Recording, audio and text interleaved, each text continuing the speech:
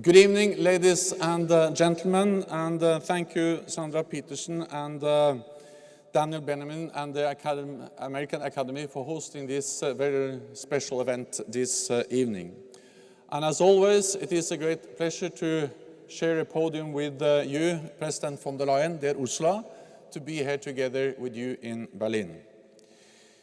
I am really delighted to be here to celebrate a lifetime of public service. And it is my honor to pay tribute tonight to an outstanding ally, diplomat, marine, and friend. Congratulations, General Mattis, on receiving the Henry Kissinger Prize. In November 2016, I had my first conversation with the newly elected President Donald Trump. He started the call by saying that he was a big fan of NATO, a huge fan. And then he asked me about different candidates for his new administration. He asked me about Rex Tillerson for Secretary of State. That was no surprise, because his name was already mentioned in the media widely. And I knew Rex. He had come to Norway many times as the CEO of ExxonMobil. So I recommended Rex Tillerson for the State Department. Then Donald Trump asked me about Jim Mattis for Pentagon. And I was taken a bit by surprise. His name hadn't been mentioned so much in the media. And apart from a very brief encounter at the conference, I have never met General Mattis. In fact, almost all my knowledge about him came from an HBO series. Generation Kill, about the Iraq War, that I watched together with my son. In this TV show, Jim Mattis was a mythical figure, a much feared and revered general with a call sign Chaos. Even though I liked the series, I was not convinced it gave me enough of a basis to recommend him as Secretary of Defense. So I didn't really know what to say. Then one in my team who was listening in to the phone call quickly passed me a note which read, "Jim Mattis is great."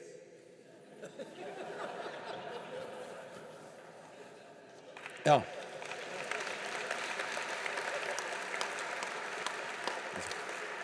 Jim Mattis is great. He knows NATO. So I said, Jim Mattis is great. He knows NATO. And I warmly recommended him. Of course, I cannot claim that my recommendations made a difference, but at least I was right. Jim Mattis is great. And he proved to be an outstanding ally, a steadfast supporter of a strong transatlantic bond. Over the years we worked together, I saw Jim's commitment to our alliance. He reminded us on many occasions that the United States has never gone to war alone. Because, as has been quoted many times, he said at his first defense ministerial meeting in Brussels at NATO, and Ursula was there together with me, he said following, "History is compelling, nations with allies thrive, those without wither." Jim committed himself and the US completely to NATO and to European security.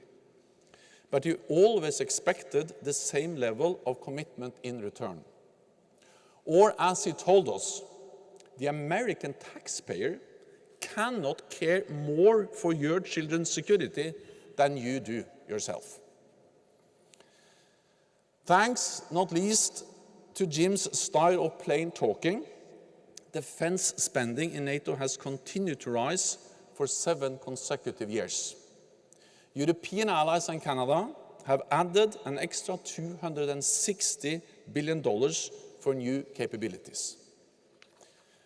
So, Jim Mattis is a steadfast ally, and he is a skilled diplomat. He always tries to find political solutions and considers military force a last resort. As he reminded US lawmakers, the more money they cut from the State Department for diplomacy, the more money they have to give to the Pentagon for bullets and battle tanks. Still, you should never doubt Jim's determination to back up his words with action. Because, as the saying goes, there is no better friend, no worse enemy than a US Marine. He might have made his reputation for creating chaos in enemy ranks. But in turbulent times, Jim was a pillar of stability for our alliance.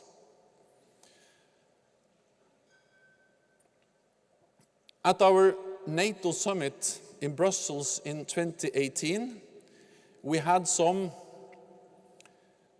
I will call them, challenging discussions, after which Jim showed up in my office, unannounced, not just to see me, but to walk the corridors and remind NATO staff of America's unwavering commitment to a strong transatlantic bond. So Jim is a steadfast ally and a skilled diplomat. But in his heart, he is first and foremost a Marine. In fact, in all my years at NATO, I have never met anyone with greater respect for our troops, or known someone who is more highly respected in return. I had the honor of traveling with Jim on a visit to Afghanistan in September 2017. Shortly after we left the plane, it was targeted by rockets in the worst attack on Kabul airport in years.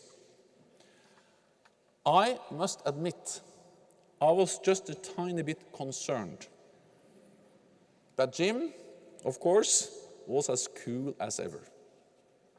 On that trip, we traveled to the forward operating base Gamberi.